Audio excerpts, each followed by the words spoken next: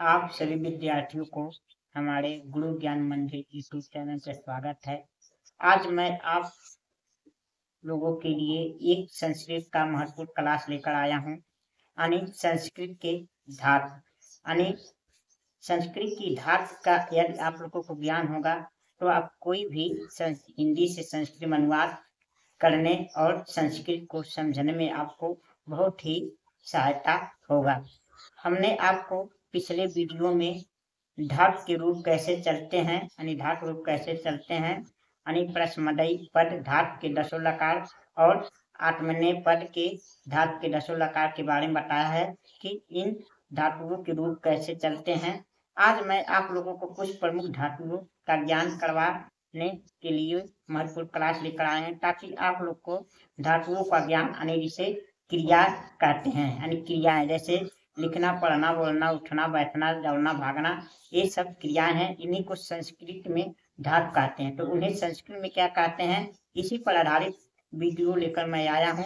आप लोग ध्यानपूर्वक इस धातु के वीडियो को देखिए, यानी क्रियाओं के वीडियो को देखिए। आप लोग को संस्कृत यानी हिंदी से संस्कृत अनुवाद करने और संस्कृत पढ़ने, लिखने और समझने में बहुत ही महत्वपूर्ण योगदान देगा।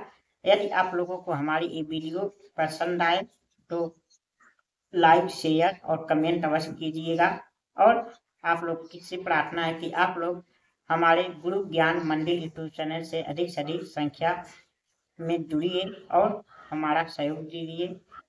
अभी तक हमने 7 महीने लगभग हो गए इस हमारे चैनल को, अभी केवल 20-25 सब्सक्राइबर ही हुए हैं। आप लोग से प्रार्थना है कि आप लोग हमारा सहयोग दीजिए। चलिए आप लोगों के महत्वपूर्ण संस्कृत के क्लास के बारे में बताते हैं। धातु कितने होते हैं आप याद रखिए, जिससे आप आसानी से धातु के रूप बना लेंगे।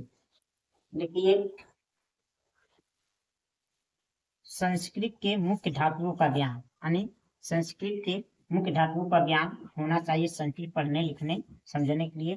देखिए, धातु और हिंदी है, यानी पठ। पठ क्या है, संस्कृत धातु यानी क्रिया है।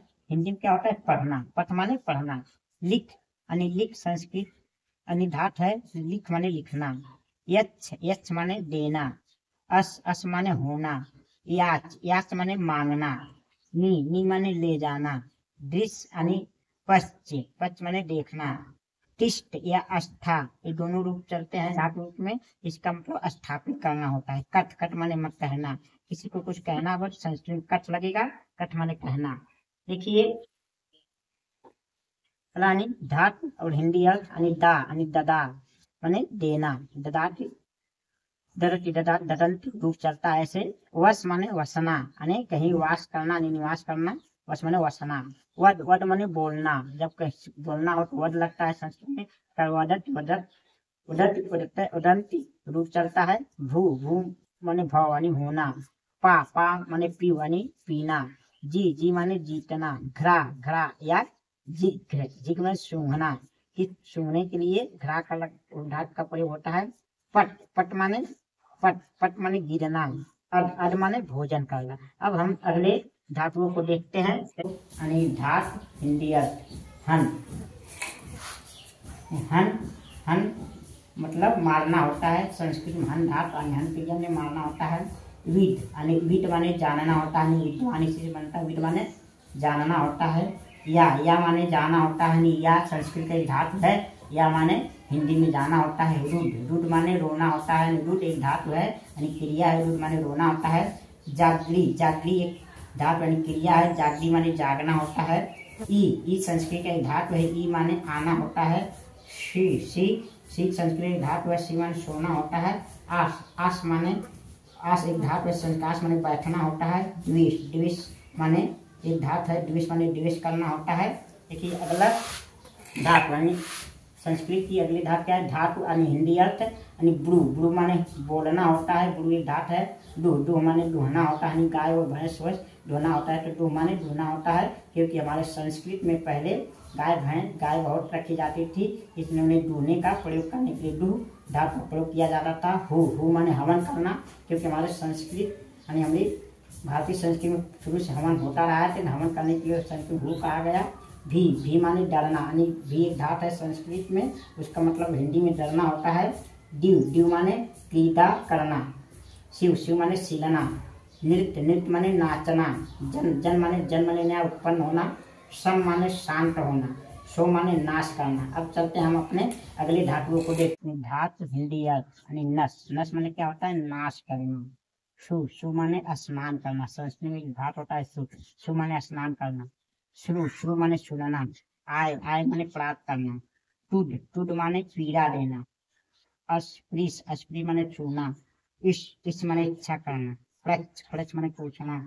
मृ माने मरना। ये संस्कृत की धातु है, हिंदी अर्थ है। अगर आप इस धातुओं को याद रखेंगे तो आप संस्कृत की कोई भी धातु रूप बना सकते हैं। देखिए अगले धातु को, जैसे मुच माने छोड़ना। टन माने फैलाना। क्री माने करना। भुज माने भोजन करना। रच माने रक्षा करना। ये धातु है संस्कृत के। सिद्ध माने काटना। भीड़ माने काटना, जैसे भेजना।